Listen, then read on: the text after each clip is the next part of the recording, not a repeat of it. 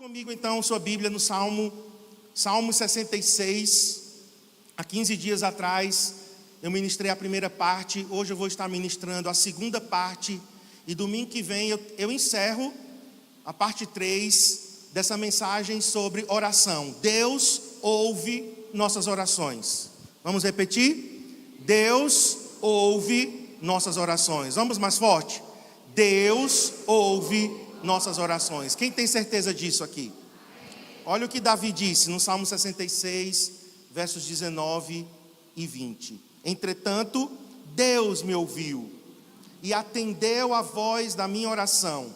Bendito seja Deus, que não me rejeitou a minha oração, nem afastou de mim a sua graça. Repita comigo: bendito seja Deus, bendito seja Deus, que não rejeitou a minha oração, nem afastou de mim a sua graça. Então, na parte 1, eu falei sobre a certeza que o rei Davi tinha de que quando ele orava, Deus atendia, a sua oração. Depois eu falei de Jesus ensinando os discípulos, e claro, nós somos discípulos, ensinando a cada um de nós a orar. A oração do Pai Nosso, que foi registrada em Mateus capítulo 6, no Sermão do Monte. E ali não é uma oração apenas para ser repetida de forma mecânica, como se fosse uma reza, uma vã repetição. Mas o Pai Nosso é um modelo de oração para que todo cristão, todo filho de Deus possa seguir aquele modelo. E eu terminei falando sobre o apóstolo Paulo em Efésios. O apóstolo Paulo, no capítulo 6 de Efésios, diz que nós devemos orar em todo tempo, orar no Espírito. Eu expliquei que a oração no Espírito é oração em línguas. Então podemos orar em português, podemos orar em línguas. Paulo pediu oração por ele mesmo. Ele disse: orem por mim, que estou pregando o Evangelho, para que quando eu pregue, essa pregação cause efeito, mudança nas pessoas. Então nós devemos orar por toda a igreja, mas também naquele domingo eu pedi oração por nós que somos seus pastores.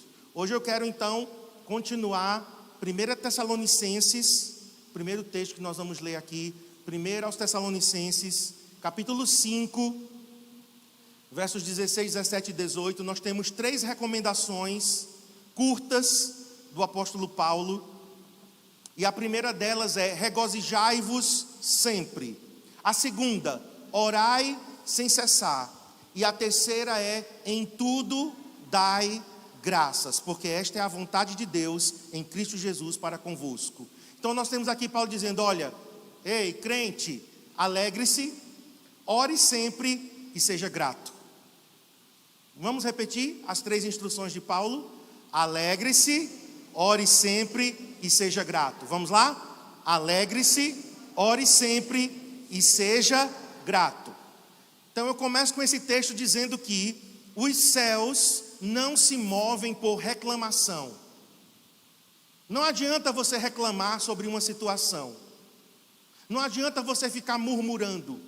O céu não responde reclamação e murmuração.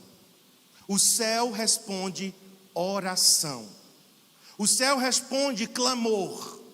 Uma coisa é reclamar, outra coisa é clamar. É bem diferente. Uma pessoa pode só estar reclamando e Deus não vai atender reclamação, porque Deus não entende essa linguagem, certo? A linguagem do céu se chama adoração e oração, até porque na palavra adoração nós temos oração. A linguagem do céu é a oração. A reclamação é a linguagem do inferno. Você tem que escolher que idioma você vai falar. Você vai falar a língua de Deus, que é a oração, ou você vai falar a língua do capeta, que é a reclamação, a murmuração. Então os céus respondem à oração. Agora, irmãos, às vezes Deus não responde. E é sobre isso que eu quero falar. E no próximo domingo, então, eu encerro dizendo quando Deus responde. Mas hoje eu quero falar o que faz Deus não responder às nossas orações. Eu anotei aqui 3 coisas que eu quero compartilhar com vocês, e a primeira delas é o pecado. Pecado de qualquer tipo bloqueia a resposta de oração. Então eu quero ler novamente o Salmo 66, só que agora nós vamos ler os versos 16, 17 e 18, né? A gente leu o 19 e o 20 desse Salmo, mas agora eu quero ler na Nova Almeida atualizada, versos 16, 17 e 18, tá bom? Diz assim, o salmista Davi diz: venham e escutem, todos vocês que temem a Deus, e eu contarei o que Ele tem feito por minha alma. Então, primeira coisa, a importância da gente testemunhar. Tem pessoas que recebem bênçãos, recebem respostas de oração e fica calado. Para reclamar é um bocão, mas para testemunhar, boquinha, e fechada. Tem que ser o contrário, irmãos. As bênçãos têm que ser proclamadas, as bênçãos têm que ser testemunhadas, amém? Você tem que falar, aqui está dizendo, eu contarei o que Deus tem feito por minha alma. Reclama menos, aliás, reclama nada e testemunha, porque o testemunho é uma atitude de fé, mas o testemunho também é gratidão. Quando a gente testemunha, nós estamos sendo gratos a Deus. Lembra dos leprosos que foram curados? Quem lembra aqui? Quantos leprosos foram curados? 10. Quantos voltaram para agradecer? 1. Então sempre a gratidão vai ser menor, infelizmente, negligenciada. E esse salmo aqui está nos ensinando a gente testemunhar. Mas continuando, verso 17, olha, a Ele, a Deus, clamei. Não é a Deus reclamei. A Deus clamei com a minha boca, e com a língua o exaltei. Então nós temos aqui clamor e exaltação. Exaltação é um louvor mais alto. Queridos, existem tipos de oração e existem tipos de louvor, tipos de adoração. Aqui não é um louvor comum. A exaltação é um louvor mais alto. Eu não sei se você percebe isso em algumas canções que nós cantamos. Tem canções que é louvor, são legais, são bonitas, né? Nos abençoam, mas tem um louvor que ele é mais alto. Eu vou dar um exemplo aqui, eu acho que foi domingo passado, a gente não estava, no outro domingo, nós cantamos aqui uma canção que eu entendo que é um louvor alto, certo? Por quê? Porque esse louvor, ele é como se batesse, né, nos céus que estão fechados, e esse louvor é como se fosse uma ferramenta que a gente está usando para quebrar uma resistência nos céus, e os céus se abrirem para que a resposta venha. Então nós cantamos aqui um louvor, e eu gosto muito dele, mas tem uma parte dele que para mim é louvor alto. Com teu poder, cadeias se rompem, terra e céu adoram teu nome, o nome de Jesus. Olha, é arma de guerra. O nome de Jesus é santo. Nós estamos, queridos, como que com uma marreta em uma parede, pá, pá, até que essa parede ela se rompe. Então, Davi está dizendo, eu clamei, mas eu o exaltei. Então aprenda esse segredo, certo? No momento de pressão, de opressão, tem louvores que precisam ser proclamados para que haja um romper. Verso 18, que é o verso que eu quero destacar aqui. Se no coração, preste atenção nessas palavras de Davi, se no coração eu tivesse contemplado iniquidade, o Senhor não teria me ouvido. Vamos inverter a frase. O Senhor não me teria ouvido se no meu coração houver pecado. Então, como eu falei, água e óleo não se misturam. Você pode pegar óleo, qualquer que seja, pega a água, coloca no mesmo recipiente, balança, faz o que você quiser fazer. Por algum tempo parece que misturou, mas se você deixar lá, daqui a alguns minutos vai haver uma separação. Não existe comunhão entre santidade e pecado. Então, um dos motivos para que alguém ore, e eu estou falando de crente, vou fazer daqui a pouco uma diferença aqui entre o não crente, mas eu estou falando aqui para filhos de Deus. Se você nasceu de novo e você estiver com pecados não confessados e guardados, ou seja, você está guardando carne podre, fruta podre, pecado é isso. Então você não está confessando e se arrependendo, porque o pecado sai pela confissão. Nós temos que abrir a boca e confessar. Se confessarmos os nossos pecados, Ele é fiel e justo para nos perdoar os pecados e nos purificar de toda injustiça. Então, Davi está dizendo: se no meu coração houver pecado, Deus não me responde. Então, meu querido, minha querida, quem sabe você está orando e a resposta não está vindo, porque você precisa entrar em arrependimento. Arrependimento e confissão. Pecado é uma afronta à santidade de Deus. Todo pecado afronta a santidade de Deus. E foi o pecado que fez com que Jesus morresse na cruz. Deus Filho recebeu sobre si toda a carga de pecado. Então pecado não é uma coisa normal. Pecado não é uma coisinha boba. Pecado foi o que levou Jesus a morrer. Ele teve que vir a esta terra pagar um preço por causa do pecado. Então o pecado afronta a santidade de Deus. O pecado nos separa de Deus. Naturezas opostas.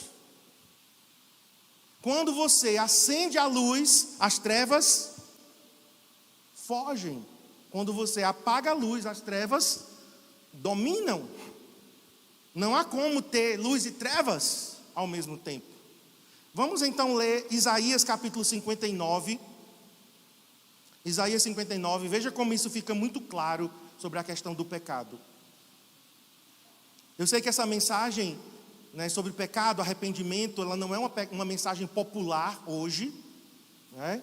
O evangelho que está sendo pregado hoje, olha, o evangelho que está sendo pregado hoje é um evangelho raso, é um evangelho açucarado, é algodão doce, é doce, mas não alimenta, certo? Encanta os olhos, porque é bonito, né? O algodão doce ali, né? Colorido, mas não te alimenta. O evangelho que está sendo pregado hoje, irmãos, é um evangelho que não há cruz, não há arrependimento, ninguém precisa mudar de vida. Isso até nos líderes. Pastores que estão em pecado e continuam ministrando no altar. Eu não considero altar, né? Na plataforma. Eu sei que tem gente que chama isso de altar, mas o altar é o nosso coração. Mas sobem a plataforma em pecado. Ministros de adoração que sobem em palcos em pecado. Eu fiquei assim, irmãos, com meu coração estraçalhado, em saber que pessoas que um dia foram usadas nessa nação para trazer o mover de Deus na adoração, continuam ministrando, mas com a vida toda errada. E a grande multidão que está ali não sabe que aquela pessoa está ministrando morte. Isso é muito sério. Muito sério. Então olha só comigo. Isaías 59, versos 1 e 2. Eis que a mão do Senhor, e a mão de Deus significa o agir de Deus. O agir de Deus não está encolhido. O agir de Deus não está bloqueado. Deus continua agindo para que não possa salvar. O seu ouvido não está surdo para não poder ouvir. Então o profeta Isaías está dizendo, olha, Deus continua sendo Deus. Ele quer salvar, Ele quer operar, Ele quer responder, Ele quer atender. Mas, verso 2, não só para no 1. Ah, a mão do Senhor não está encolhida, aleluia. Oh glória, o ouvido de Deus está aberto. Eita bênção, eita lapa de bênção.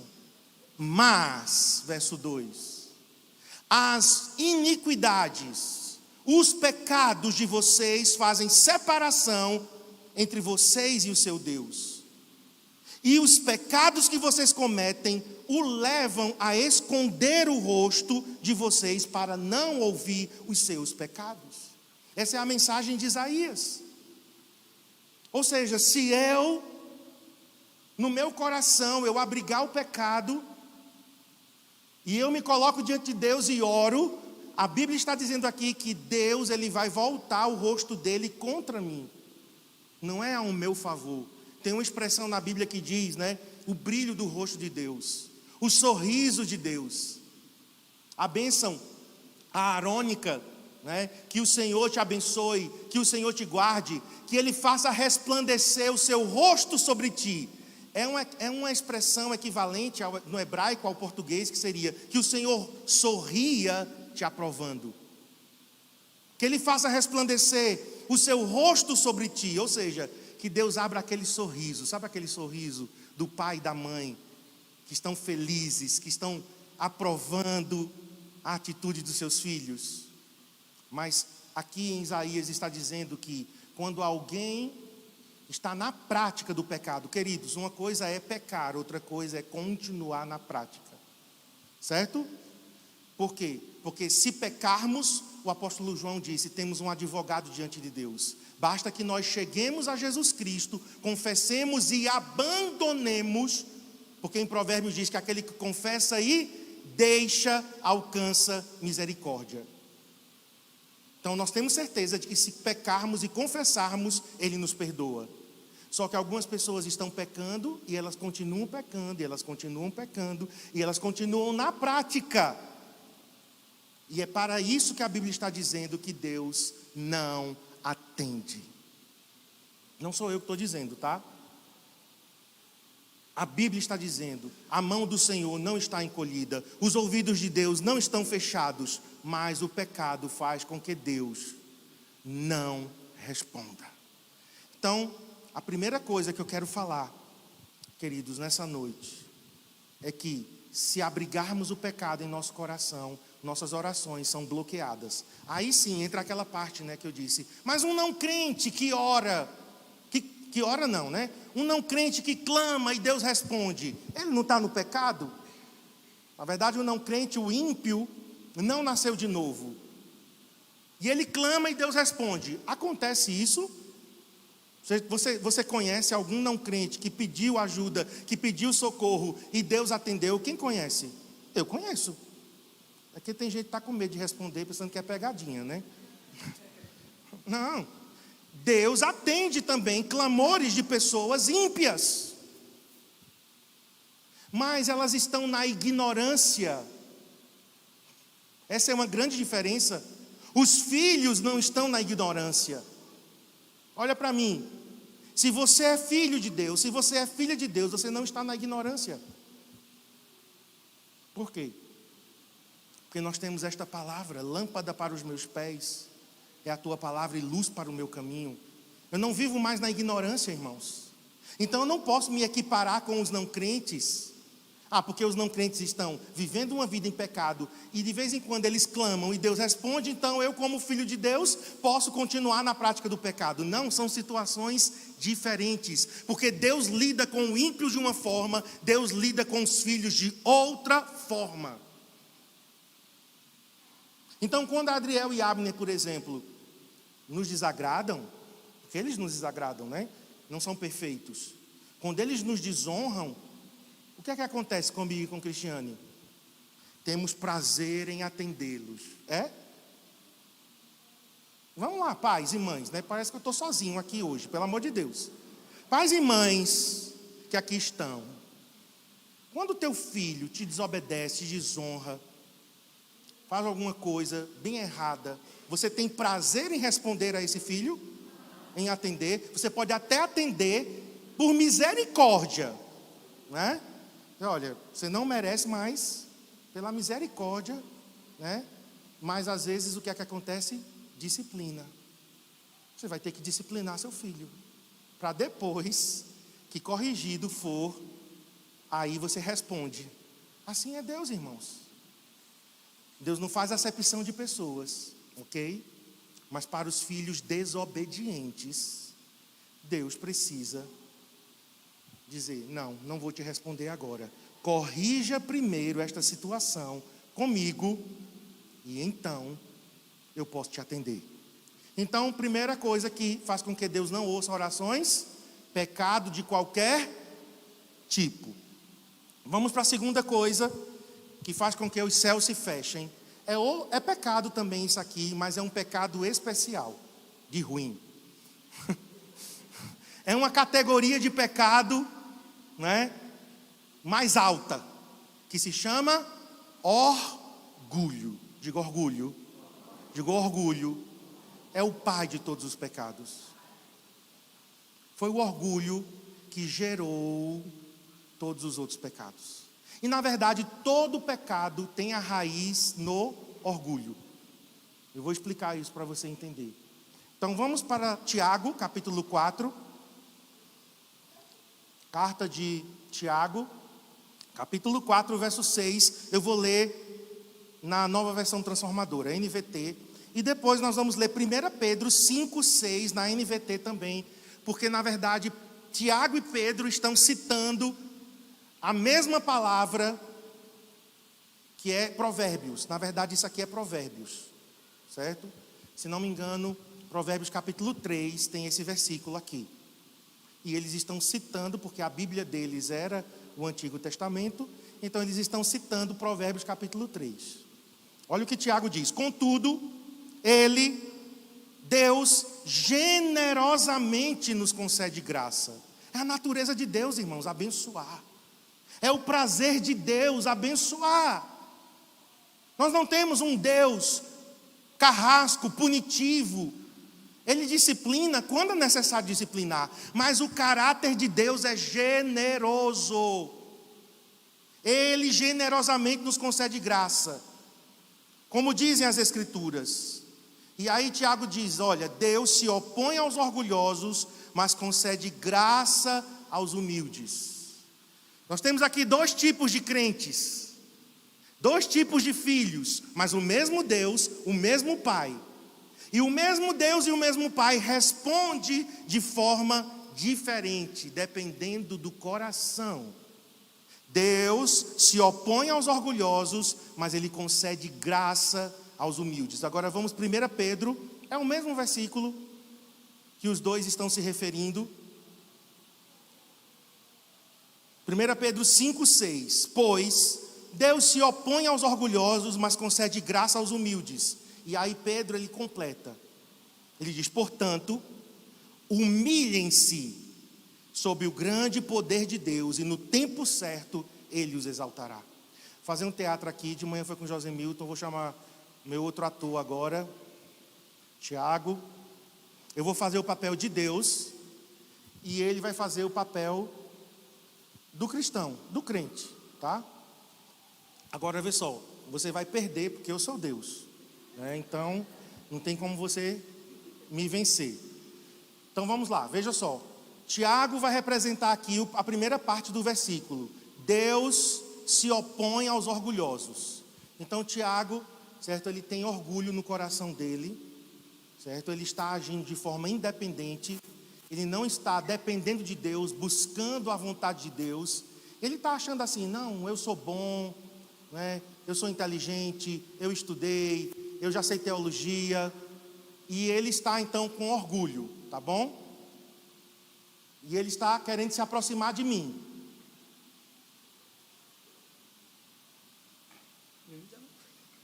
Não vou derrubar ele não. Ele quer se aproximar, mas Deus, ele se opõe. Ele diz: não, você quer vir, mas você está vindo com o coração errado. Tem orgulho em seu coração. Você não está dependendo de mim. Você quer apenas me usar. Muitas vezes nós queremos usar Deus. É terrível a sensação de ser usado, é ou não é? Alguém que se aproxima de você só para sugar, só para retirar alguma coisa. Quem gosta disso? Ninguém. Deus também não. Deus também não. Então Deus opõe-se ao orgulhoso. Então tem algumas pessoas que dizem assim: não estão me dando oportunidade. Fecharam as portas. O pastor não gosta de mim. Não vai com a minha cara. Nessa igreja eu não tenho oportunidade de crescer. Às vezes não é nem na igreja, às vezes é no ambiente profissional. As portas não se abrem, nada acontece. Isso é o diabo, é Satanás, é tranca-rua, é não sei o quê. E às vezes é quem? Deus. Você não vai, você não vai. Você não vai enquanto você não tratar com o seu orgulho. Então Deus fecha portas, Deus bloqueia. Para quê? Para que a gente corrija o coração. Agora vamos para a segunda parte, que é a parte melhor, né? Mas concede graça aos humildes. Ele vai se ajoelhar, aí ele se humilhou, diga: Senhor, eu dependo de Ti, tem misericórdia de mim, eu fui arrogante, eu fui orgulhoso, vem de joelhos. E Deus, dá um passo de joelhos, né? Você dá um e eu dou outro, tá bom? Aí Deus dá um. Aí Deus dá outro. Aí Deus dá outro. Porque Deus concede graça aos humildes. Aquele que se aproxima de Deus com humildade, Deus vai ao encontro dessa pessoa e ainda ajuda. Humilhem-se sobre o grande poder de Deus, e no tempo certo Ele os exaltará. Obrigado, Tiago. Aplauda aqui o nosso ator. Está proibido fazer figurinha. De manhã fizeram comigo e José Milton. E cortaram a minha perna, eu fiquei cotó. Tragédia. Então, queridos, tem portas que estão sendo fechadas. Não é pelo diabo, não é pelo teu patrão, não é pelo pastor, não é pelo líder de célula. É Deus que está bloqueando o nosso caminho. Por quê? Porque Ele quer corrigir o nosso coração. E o versículo aqui diz: humilhem-se. Aí teve gente que pegou esse versículo e distorceu. Aí tem gente que diz assim: os humilhados serão exaltados. Onde é que está isso na Bíblia? Que os humilhados serão exaltados? Não. A Bíblia diz: aqueles que se humilham a si mesmos serão exaltados. Você está me humilhando, viu? Deus vai me exaltar, porque você está me humilhando. Minha vingança tem sabor de mel. Um dia você vai ver, e você vai rastejar os meus pés. Eu já fui esse tipo de crente, viu? Um dia vão rastejar os meus pés, pedindo misericórdia. Eu não vou ter. Eu vou olhar assim, de cima, e vou dizer: ah, agora vocês querem, é? Eu já pensei isso, gente. Diga assim: ô vergonha. Meu Deus. Porque é aquele que se humilha. Voluntariamente eu me humilho diante de Deus. Quando eu me humilho, eu estou dizendo: Deus, eu dependo de Ti. Mas por que o orgulho é o pai de todos os pecados? Vamos para um texto aqui que vai nos dar a raiz, o início, a origem do orgulho. Isaías capítulo 14. Isaías capítulo 14, nós vamos ler os versos 12 a 15. O primeiro pecado a ser cometido não foi por Adão e Eva. Adão e Eva apenas seguiram o primeiro pecado. O pecado de Adão e Eva não foi comer maçã. Tem crente que diz: foi a maçã. Primeiro que não era maçã, certo? Você tem que conhecer mais a Bíblia. Vai ler a Bíblia, porque não foi maçã. Foi o fruto do conhecimento do bem e do mal, certo? Mas a raiz da desobediência de Adão e Eva foi a mesma do primeiro pecado. Por quê? Porque eles queriam ser independentes de Deus. Qual é a raiz de todo orgulho? Independência de Deus. Eu não preciso de Deus. Eu sou o cara. Como diz Roberto, esse cara sou eu. E como diz J. Neto, eu sou esse cara. Meu Deus, é muita falta de criatividade, né, gente? Pelo amor de Deus. Já não basta imitar a voz ainda, né? Só inverte a frase, mas deixa para lá. Quando eu e você dizemos não preciso de Deus, nós estamos sendo independentes. E quando nós somos independentes, nós estamos imitando um cara chamado Lúcifer. Esse foi o primeiro nome dele. Hoje ele não tem mais esse nome, né? Inclusive ele gosta de se apresentar com esse nome ainda, né? Diga o teu nome, Lucifer. Ele não tem mais esse nome, certo? Não tem mais esse nome. Porque o nome Lúcifer significa aquele que é portador de luz. É uma palavra latina, do latim lucero. Lucero significa aquele que brilha, aquele que é resplandecente. E está aqui nesse texto, olha lá, Isaías 14, 12. Veja como você caiu do céu, ó estrela da manhã, ó filho da alva, portador de brilho, portador de luz. Então esse texto aqui não está falando apenas do rei de Babilônia, porque em primeira instância aqui seria o rei de Babilônia, mas o rei de Babilônia está tipificando alguém que caiu do céu e que tinha brilho, que tinha beleza, mas não era brilho próprio. Queridos, nós não somos o sol. O sol tem brilho próprio, porque o sol é uma estrela. Nós somos como planetas. Nós somos como a lua. A lua não tem luz própria. Ela tem luz, mas essa luz é apenas reflexo de uma luz maior, que é a luz do sol. Eu e você não somos estrelas. Só tem uma estrela que pode brilhar, que é o sol da justiça. O Senhor Jesus é o único que tem brilho próprio.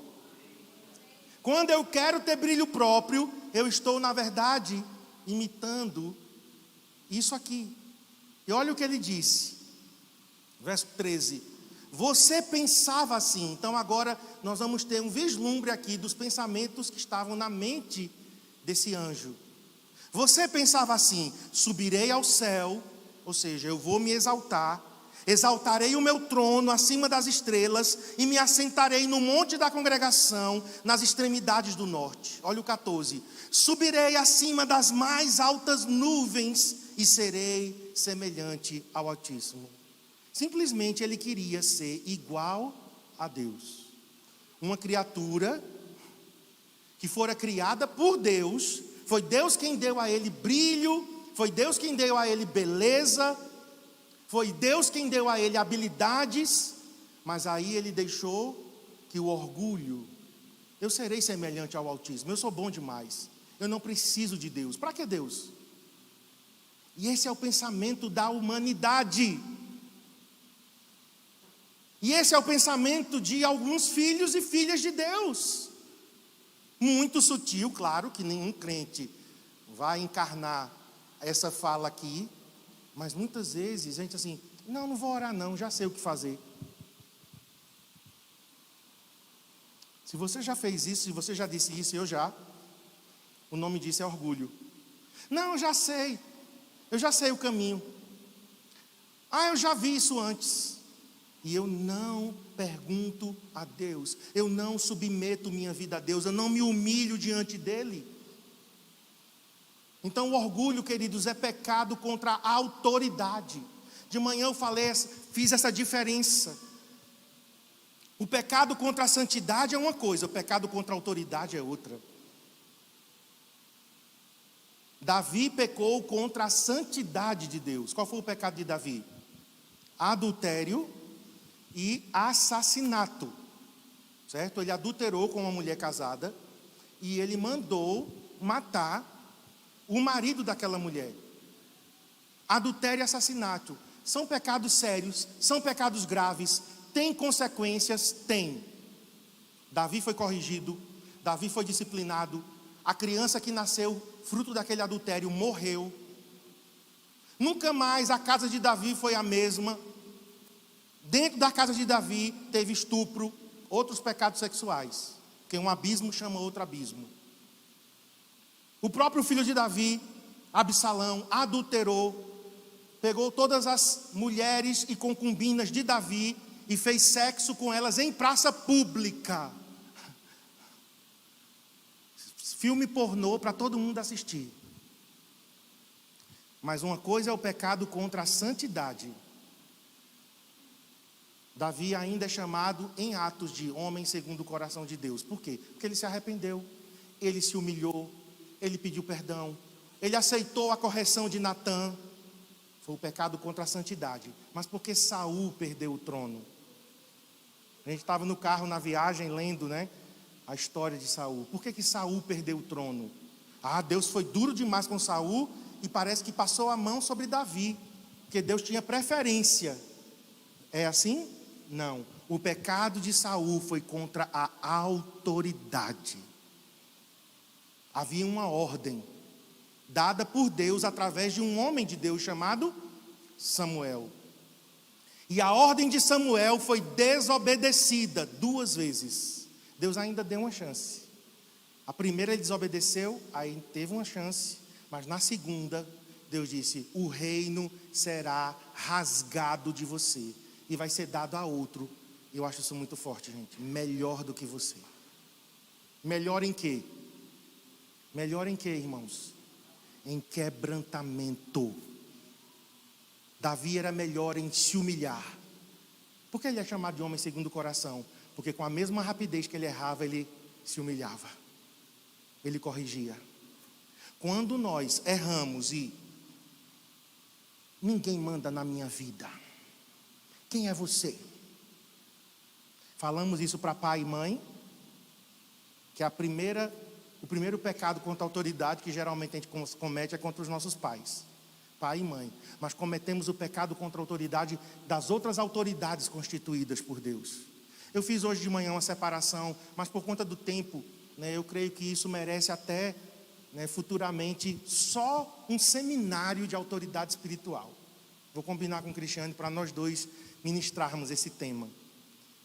Mas autoridade de pai e mãe, você não escolhe. Você escolheu o pai e a mãe que tem? Não, ele não vai ser mais meu pai, não vai ser mais minha mãe. Você não vai fazer isso. Você pode até falar isso, mas não tem jeito. As outras autoridades, professores, pastores, as autoridades civis. Eu não concordo com o presidente da república, eu vou desonrá-lo agora, porque eu não concordo. Eu vou dizer um monte de coisa, eu vou amaldiçoar. Deus não vai aprovar isso, irmãos. Ele manda a gente orar pelas autoridades. Apesar de eu não ter votado neste atual presidente, não concordo com as políticas dele, não concordo com o governo dele, mas a minha missão agora é orar por ele. Se eu não me submeto a ele, eu só posso ter uma opção, sabe qual é? Deixar o Brasil. Eu vou morar em outro país. Por quê? Porque eu não reconheço a autoridade desse homem. Eu vou para outro país. Eu não reconheço a autoridade desse professor. Mude de escola. Simples. Eu não reconheço a autoridade desse pastor e dessa pastora. Mude de igreja. Só com pai e mãe que eu não tenho como dizer. Mude de pai e mãe. Por isso que é uma outra categoria. Mas aqui nós temos o pecado contra a autoridade de Deus. É a pior de todas. Não, aí é outro terreno. Vamos... Já está me dando ali umas dicas, mas não vou por esse caminho, porque aí já vai, vai sair bem do que eu estou tentando falar aqui. O pecado de Satanás foi contra Deus, diretamente, foi pior ainda. Porque era ele dizer: eu não quero estar debaixo mais da autoridade de Deus. Eu sou maior do que Deus, eu sou melhor do que Deus, eu subirei às mais altas nuvens. Deus disse: eu não posso dividir a minha glória com ninguém. Você é uma criatura, por isso eu vou te derrubar por terra. E ele caiu. E é o que esse texto, irmãos, nos mostra. Então, por isso que o pecado é um pecado tão grave. Desculpem, o orgulho. Por isso que o orgulho é um pecado tão grave. Por quê? Porque é contra Deus, contra a autoridade de Deus. É frontal. Não é apenas contra a santidade, é contra o governo de Deus. E eu categorizei aqui, o orgulho como o pai de todos os pecados. E por último, o que faz com que minhas orações não sejam respondidas? Quando os meus pedidos, quando os meus desejos são feitos com ambição egoísta. Quando lá no fundo do meu coração tem motivos errados. Vamos ler Tiago, novamente aí Tiago, capítulo 4. Tiago capítulo 4, verso 3. Eu vou ler em duas versões diferentes. Na verdade, eu vou ler em uma versão e vou ler na paráfrase. Vou ler na Nova Almeida e vou ler na NBV, Nova Bíblia Viva. Tiago 4, 3, Nova Almeida, diz assim: vocês pedem e não recebem, porque pedem mal. Preste atenção, né, em como Tiago nos explica isso. Quer dizer, a gente pode pedir e não receber. E o motivo é porque a gente pediu errado, pediu mal, para esbanjar, para gastar em seus próprios prazeres. Agora vamos ler na NBV, Nova Bíblia Viva, né? uma paráfrase. E mesmo quando pedem, vocês não recebem, porque o objetivo de vocês está todo errado. Vocês só querem o que dará prazer a vocês. Então nós temos aqui uma ambição egoísta. O contrário de egoísmo, quem sabe o contrário de egoísmo? Altruísmo. Egoísmo é centrado em mim. Altruísmo é quando eu quero algo não somente para me beneficiar, mas eu quero para abençoar outras pessoas.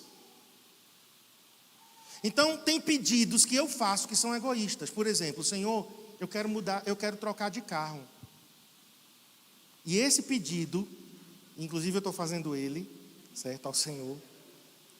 Mas o pedido pode ser motivado assim: Tiago tem um Honda Civic, e eu estou com um Ford Ka. Senhor, eu sou teu filho, ele também é. Por que o Senhor dá a ele e não dá a mim? Me dê, Senhor, um Honda Civic também. Veja que a motivação ela é egoísta, é competição, é comparação, está baseado na inveja. Outra coisa é eu dizer: Senhor, eu preciso trocar de carro, porque meu carro já está com 8 anos. Já passou de 200 mil quilômetros rodados. Eu quase cheguei na lua já, com ele. Só está faltando mais 180 mil. Senhor, eu estou viajando com Cristiane, com Adriel, com Abner, quer seja de férias. Senhor, eu estou indo para a igreja em Caruaru, eu estou indo, né, para uma outra cidade, servir, ou de férias mesmo, não tem problema que seja de férias. E meu carro pode quebrar na estrada, eu posso ficar lá, né, no acostamento, sem área de celular, de noite, não está seguro. Senhor, eu quero um carro novo para me dar mais segurança. Veja como é diferente de uma motivação egoísta. Senhor, eu quero uma casa nova. Hoje a gente estava orando aqui, no final, algumas pessoas vieram, porque a gente praticou, né, no final da palavra. Algumas pessoas, ore para que Deus nos dê uma casa nova. Mas por quê? Você quer uma casa nova porque teu amigo tem uma casa mais chique do que a tua?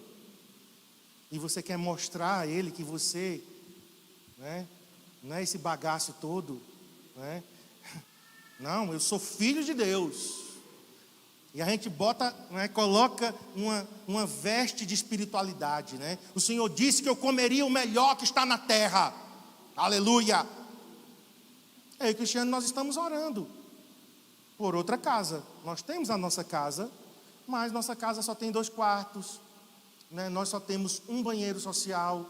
Nós não recebemos pessoas na nossa casa porque é muito desconfortável muitas vezes hospedá-los. Nós queremos receber pastores, nós queremos receber os irmãos. Nós vamos ter um quarto só para hóspedes. Olha que coisa, né? É nobre. Senhor, nós queremos uma casa para que as células, as 2 células, ficam lá naquela sala apertada, parece uma lata de sardinha. Senhor, nós queremos uma garagem ampla para receber as células. A gente podia ter comprado uma casa agora em abril. A casa linda, linda, irmãos, linda. Sabe por que a gente não comprou?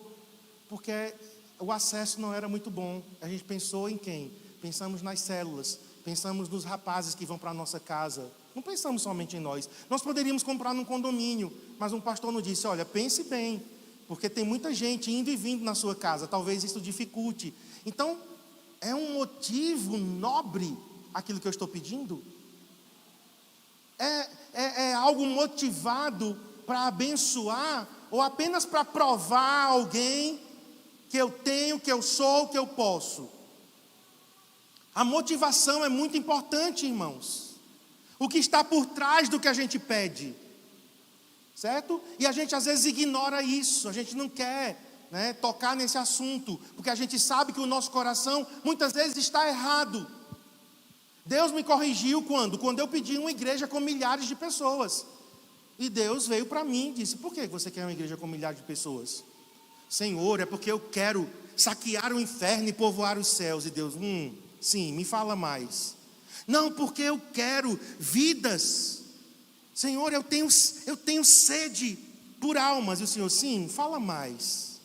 Não, Deus, porque eu quero ver pessoas sendo salvas. Sim, me diz mais, Marcos. Marcos, comigo não adianta você querer disfarçar, me enrolar. Me diz o motivo porque você quer uma igreja grande. Senhor, porque eu quero ser maior do que pastor tal. É feio, né? Vocês estão escandalizados comigo, mas vocês são iguais a mim. Em outras coisas. E o Senhor me disse: eu não vou te dar enquanto essa motivação no seu coração não estiver corrigida. Quando a tua motivação realmente for almas, for vidas, for famílias, você está preocupado com as famílias, com as pessoas, e não mostrar aos outros que você é, que você pode. Então, ambição egoísta bloqueia, certo? E eu quero terminar com vocês em Filipenses. Vamos terminar Filipenses 4:19. É difícil admitir essas coisas, irmãos. Sim, temos um testemunho, né? Hoje de manhã o José Milton estava aqui e eu contei o testemunho dele. Na pregação de 15 dias atrás, na parte 1, eu preguei sobre o Pai Nosso. No final nós oramos. E ele ali no lugar dele, ele orou. Ele disse: Deus, eu preciso de um carro novo. Porque meu carro está aqui para nós. Uma droga. Eu falei para ele. O carro dele estava muito ruim. Ele disse: Senhor, eu queria um carro. Eu vou viajar essa semana de férias. Eu queria essa semana que o Senhor abrisse as portas e fizesse um milagre. Eu já tinha dito, a ele: não viaje com esse carro. Esse carro seu é uma bomba. Você vai viajar com ele e vai estragar as suas férias. Porque esse carro vai quebrar em algum lugar e tu vai ter que trazer ele rebocado e vai estragar as suas férias. Então, não viaja com ele. Peça um carro emprestado. Isso foi no domingo, ele orou. Terça-feira ele chegou aqui, ele está de férias, né? Aí ele chegou, era aniversário de casamento de Walter e Claire, a gente estava no escritório e eu até entendi errado. Ele estava tão alegre e eu entendi que ele tinha conseguido um carro emprestado para viajar. Eu digo: eita, que bênção! Aí disse: pastor, o senhor não entendeu. Não é carro emprestado, não. Deus nos deu um carro.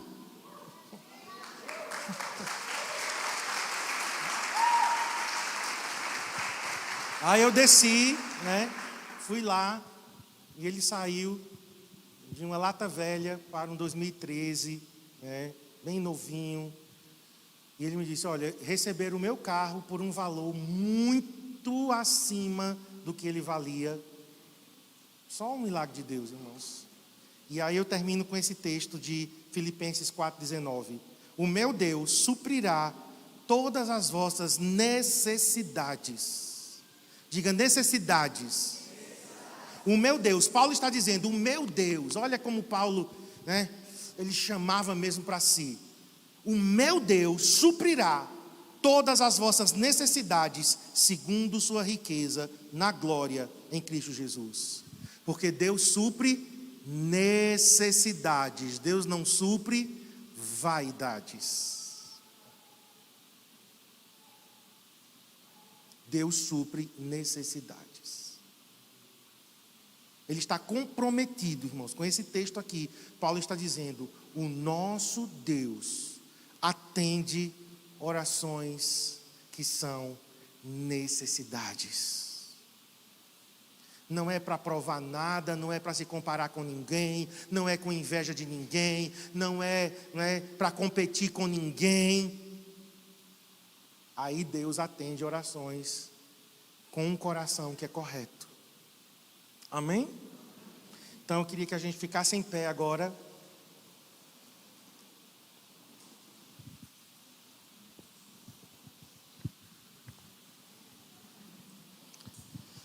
E eu queria orar com você. Queria que você fechasse seus olhos. E fizéssemos então essa sondagem, essa introspecção em nosso coração. Se há pecado, se há orgulho, se há desejos egoístas, se há motivações erradas. Feche seus olhos. Nós vamos encerrar orando por isso. E no final, aqueles que quiserem apresentar um pedido específico, assim como foi de manhã, você vai poder vir aqui à frente e nós vamos orar por suas necessidades. Mas agora, sonde seu coração. Feche seus olhos e faça agora essa viagem ao seu interior, ao seu coração. Sonde seu coração. Se há pecados não confessados, confesse agora. Confesse e diga: Senhor, eu decido abandonar esse pecado.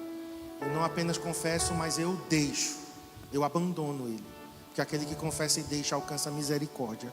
Se confessarmos os nossos pecados, ele é fiel e justo para nos perdoar os pecados e nos purificar de toda injustiça.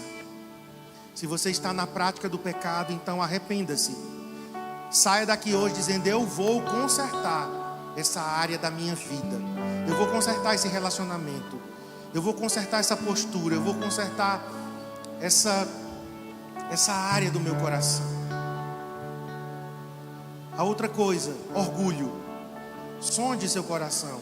Se há alguma raiz de independência, se você está agindo de forma independente, se você não está se submetendo 100% a Deus. E por último, se há motivações erradas. Por que você quer essa coisa? Por que você quer essa resposta? Por que você quer esse milagre? Qual é a motivação? Por que você quer essa casa, esse carro, esse emprego, essa promoção? Por que você quer essa resposta? Sonde seu coração. Veja se há algum motivo errado. Veja se há alguma motivação egoísta e corrija agora. E então apresente suas necessidades diante do Senhor. Nós colocamos diante de Ti, Senhor, as nossas vidas. E nós cremos que o Senhor é o nosso Pai. Como o apóstolo Paulo disse: o meu Deus suprirá cada uma das minhas necessidades. Apresente agora a sua necessidade diante do Senhor. Fale para Ele. Sim, Senhor. Podemos nos aproximar de Ti, Senhor. Podemos nos aproximar de Ti, Senhor, e Te chamar de Pai. Sua vontade. E pedir que a Tua vontade seja feita em nossas vidas como ela é feita no céu. Na terra como é